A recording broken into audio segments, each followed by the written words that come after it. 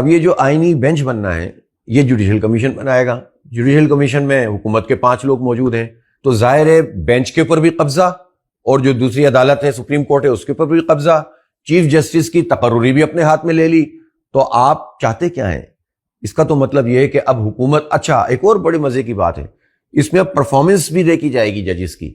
اور جب پرفارمنس دیکھی جائے گی تو لامحالہ اس بات کا امکان کیا بلکہ یہ قوی امکان ہے, یقین ہے, چونکہ ویسے ہی ہمارا عدالتی نظام کون سا اچھا چل رہا تھا,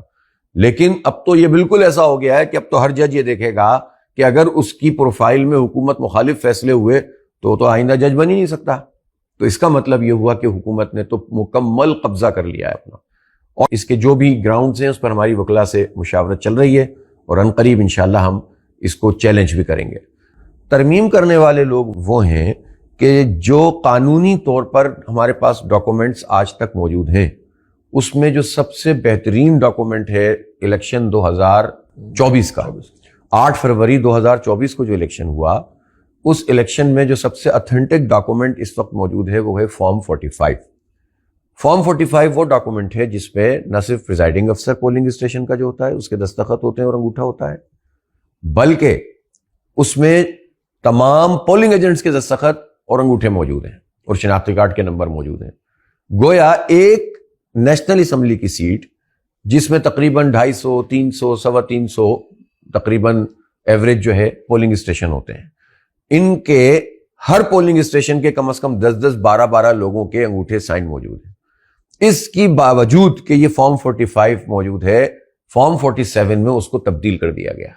اور اس وقت جو پارلیمنٹ موجود ہے وہ ایک جعلی قسم کی پارلیمنٹ ہے. اس کی آدھی سے زیادہ وہ ممبرز ہیں جو فارم 45 لیگل ڈاکومنٹ کے مطابق اسمبلی کی اہلیت ہی نہیں رکھتے, بری طرح ہار گئے. میں ایک مثال آپ کو دوں کہ نواز شریف صاحب لاہور جیسی جگہ سے ان کو 70,000 اضافی ووٹ دیے گئے فارم 47 میں, تب جا کر وہ جیت پائے, اور وہ تقریباً 50-60 ہزار ووٹ سے ہار چکے تھے. ایک جو سب سے بڑے لیڈر جن کے نام پر, جن کے ایک دن پہلے جو ہے اخبارات میں اشتہار چلا دیے تھے اور ایسا لگ رہا تھا سرخی لگ گئی ہے کہ وزیر اعظم وہ بن چکے ہیں, تو آپ اندازہ کر سکتے ہیں کہ جب نواز شریف صاحب کا یہ حال ہے تو شہباز شریف کا کیا حال ہوگا, پھر مریم بی بی کا کیا حال ہوگا, پھر ان کے جتنے بھی سارے لوگ تھے, اور پھر جن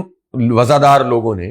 حوصلہ مند لوگوں نے اپنی شکست کو فارم 45 کے مطابق قبول کر لیا تھا, جس میں سعد رفیق موجود ہیں, رانا ثناء اللہ موجود ہیں, اسی سے آپ کو اندازہ ہو جائے گا کہ پوری نون لیگ کا رزلٹ کیا تھا. تو پوری نون لیگ 16-17 سیٹوں سے زیادہ جیتی نہیں ہے, اور ان کو فارم 47 کی بنیاد پر جتا دیا گیا. اب آتے ہیں ہم اپنے شہر کراچی اور صوبہ سندھ کی طرف. آپ یہاں کراچی شہر میں 22 قومی اسمبلی کی سیٹیں تھیں, 15 قومی اسمبلی کی سیٹیں اس پارٹی کو فارم 47 کے مطابق دے دی گئیں جو 22,000 پولنگ بوتھ میں سے اور 5,500 پولنگ اسٹیشنوں میں سے ایک بھی نہیں جیتے, اور اتنے بدترین شکست ہوئی ہے, مسترد کر دیا لوگوں نے. اور اس کے بعد ان کو 15 قومی اسمبلی کی ڈائریکٹ سیٹیں کراچی سے, 2 حیدرآباد سے, اور پھر ریزرو ملا کے 22 بن گئے. اب 22 کا ٹھپا تو یہ لگ گیا جس نے پورے شہر میں لاکھ ووٹ نہیں لیے جس پارٹی نے, اور اس کے مقابلے میں جو ہے وہ 20-25 لاکھ ووٹ 2 پارٹیوں نے مل کر لے لیے, تو ان کو تو ہرا دیا گیا اور ایم کیو ایم کو جتا دیا گیا. اچھا 15 سیٹیں دے دیں کراچی سے انہوں نے ایم کیو ایم کو, باقی رہ گئی تھی 7, وہ پیپلز پارٹی کو دے دی. تو دونوں ہی جعلی طریقے سے نمائندگی حاصل کر کے, صرف ایک شہر کی بات کر رہا ہوں, حیدرآباد کی بات اپنی جگہ, اور پورے سندھ میں جو کچھ ہوا وہ اپنی جگہ.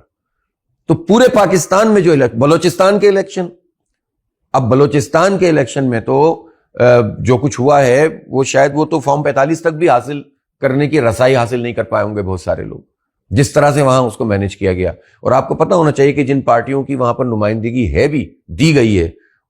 بیسیکلی تو ان پارٹیوں کے لوگ ہی انہوں نے کھڑے نہیں کیے تھے. سیٹیں اس طرح سے خرید و فروخت کی گئی تھیں کہ پارٹی کی بنیاد پر, یعنی علماء نہیں کھڑے ہوئے تھے مختلف علماء کی پارٹیوں سے, بلکہ کچھ اور لوگوں کو سیٹ دی گئی تھی جو کہ ان کی پارٹی کے لوگ ہی نہیں تھے. اور چونکہ پہلے سے طے تھا کہ فلاں آدمی کو آپ ٹکٹ دیجئے تو ہم فلاں آدمی کو جتوائیں گے, تو ان کو جتوا دیا گیا. ان کے نمبر 4 ہو گئے, 5 ہو گئے, 10 ہو گئے, جتنے بھی ہونے تھے. تو یہ اس پورے الیکشن میں دھندا ہوا. یہ جعلی قسم کی پارلیمنٹ آج جوڈیشل کمیشن بن جائے اور وہ اوریجنل ڈاکومنٹ وہ 47 لے آئیے اور تمام لوگ 45 فارم لے آئے پارٹیاں, اور ایک ایک کر کے فیصلہ کریں, تو ان میں سے ہو سکتا ہے یہ جو 2/3 ہے یہ 2/3 موجود ہی نہ ہو. تو ایسی جعلی قسم کی پارلیمنٹ 1973 کے مقدس, میں سمجھتا ہوں اس لحاظ سے مقدس ہے وہ کہ اس میں کنسنسس تھا، اس میں سوورنٹی اللہ تعالیٰ کی ہے، اور اس آئین کے مطابق جو کہ اس وقت ایگزسٹ کرتا ہے قرآن و سنت کی بالادستی ہے، اس لیے میں اس کو مقدس کہہ رہا ہوں۔ اور اس کے مقابلے میں ایک جعلی پارلیمنٹ ایک جعلی طریقے سے فیصلہ کر دے، ہم کیسے قبول کر سکتے ہیں اس کو؟ پہلی بات تو یہی ہو گئی۔ اب آ جائیے آئینی ترمیم کا مقصد کیا ہے؟ آئینی ترمیم کا مقصد سپریم کورٹ آف پاکستان کے اوپر قبضہ ہے، حکومت کا قبضہ۔ ایک پروسیجر موجود ہے، بڑی مشکل سے یہ طے پا گیا اور اس پر عمل درآمد ہو رہا تھا کہ آپ کو اچھا لگے برا لگے، سینیورٹی کے اوپر جج بننا چاہیے، چیف جسٹس، لیکن آپ نے اس کے اوپر پسند کا آدمی لانے کے لیے یا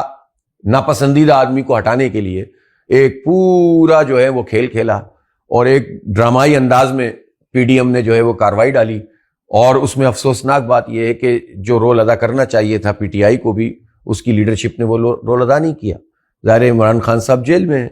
اور نہ جانے وہ کیا بات کہتے ہیں، اور باقی باہر آ کر یہ لوگ میڈیا کے سامنے کیا بات کرتے ہیں، اور آپس میں ہی اتنا اختلاف ان کا نظر آتا ہے، اور اس طرح سے وہ انگیج ہوئے کہ جس کے نتیجے میں اس آئینی ترمیم کے حوالے سے عوام کی وہ ذہن سازی نہیں ہو سکی۔ ہم پہلے دن سے کہہ رہے تھے کہ اس کا پارٹ نہ بنے۔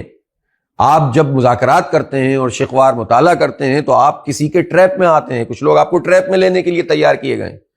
اور آپ اس کے ٹریپ میں آ کر اس جعلی قسم کی دستاویز پر جو ہے وہ ایک طرح سے اپنی مہر ثبت کر رہے ہوتے ہیں۔ اور یہاں تک ہو گیا کہ جو ڈرافٹ پیش کیا گیا ہے، اس draft per P T I ایک دو دن پہلے یہ کہہ چکی تھی کہ ہمیں اس سے اتفاق ہے، اور جب وہ کہہ رہی تھی کہ ہمیں اتفاق ہے تو اس کا مطلب یہ کہ آپ نے تو منظوری دے دی تھی، وہ تو عمران خان نے آپ کو منع کر دیا، جس کی وجہ سے جو ہے وہ آپ پیچھے ہٹ گئے، اور عوام کا غم و غصہ موجود تھا اس میں بڑی حد تک۔ لیکن بہرحال یہ تو تاریخ بتائے گی کہ اس میں کس کس نے کیا رول ادا کیا ہے۔ عملاً 26ویں ترمیم کے نتیجے میں عدلیہ کے اوپر حکومت کا کنٹرول ہو گیا، اور آپ نے وہ پروسیجر دیکھ لیا کہ جس کے تحت اب چیف جسٹس کا تقرر کیا جا چکا ہے۔ اب جو دوسرا سوال یہ پیدا ہوتا ہے کہ اب یہ تقرر ہو گیا، اب بینچ بنے گا جو آئینی بینچ کہلائے گا۔ اچھا مزے کی بات دیکھیں کہ جب حکومت نے ایک بڑا یہ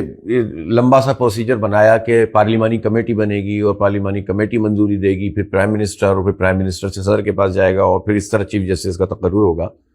تو مجھے حیرت ہے کہ پی ٹی آئی نے اپنی نامینیشن کیوں دی؟ اگر پی ٹی آئی اپنی نامینیشن نہ دیتی تو ہو سکتا ہے کہ یہ پروسیجر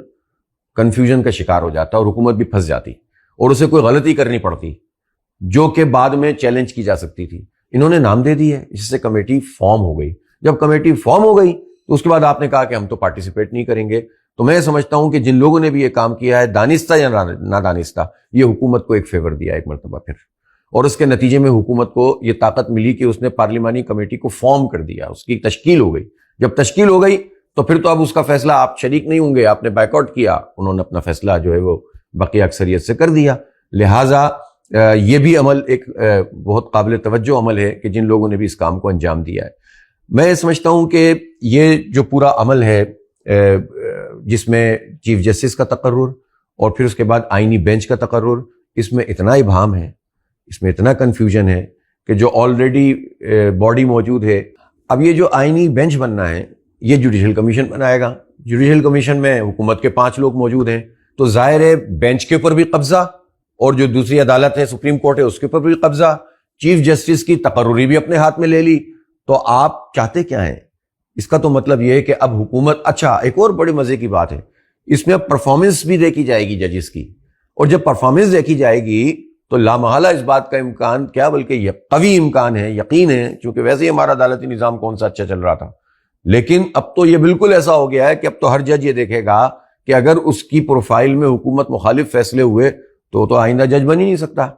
تو اس کا مطلب یہ ہوا کہ حکومت نے تو مکمل قبضہ کر لیا ہے اپنا، اور اپنی مرضی کے فیصلے حاصل کرنے کے لیے اور ٹھپا لگوانے کے لیے ایک پورا سسٹم وضع کر دیا ہے۔ اللہ تعالیٰ اس قوم پر رحم فرمائے۔ جماعت اسلامی یہ سمجھتی ہے کہ یہ نہیں ہونا چاہیے تھا۔ پہلی بات تو یہ ہے کہ جب تک فارم 45 کے مطابق پارلیمنٹ نہیں بنے تو اس پارلیمنٹ کی کوئی حیثیت نہیں ہے، اور ٹھیک ہے انہوں نے قانونی طور پر ایک انحراف کر کے ایک چیز کر لی ہے، لیکن اس کی ساکھ تو کوئی نہیں ہے، کریڈیبلٹی تو کوئی نہیں ہے، اور تاریخ یہ بات بتائے گی کہ یہ سب چیزیں انڈو ہوں گی انشاءاللہ تعالی۔ دوسری بات یہ ہے کہ اس کے جو بھی گراؤنڈز ہیں اس پر ہماری وکلاء سے مشاورت چل رہی ہے، اور عنقریب انشاءاللہ ہم اس کو چیلنج بھی کریں گے۔ اب یہ سوال پیدا ہوگا بھی چیلنج کہاں کریں گے، تو یہی تو وہ کنفیوژن ہے کہ اب جو جا رہا ہے مقدمہ لے کر، تو پہلے تو یہی فیصلہ نہیں ہو پا رہا کہ یہ آئینی بینچ فیصلہ کرے گی یا سپریم کورٹ فیصلہ کرے گی. تو دیکھتے ہیں کہ اس میں کیا ہوتا ہے، لیکن ہم بہرحال اپنے دلائل کے ساتھ اور جو ہو سکتا ہے اس کے ساتھ جو ہے وہ جائیں گے اور اس کو چیلنج کریں گے انشاءاللہ، اور اللہ نے چاہا تو کوئی نہ کوئی خیر اس سے برآمد ہوگی.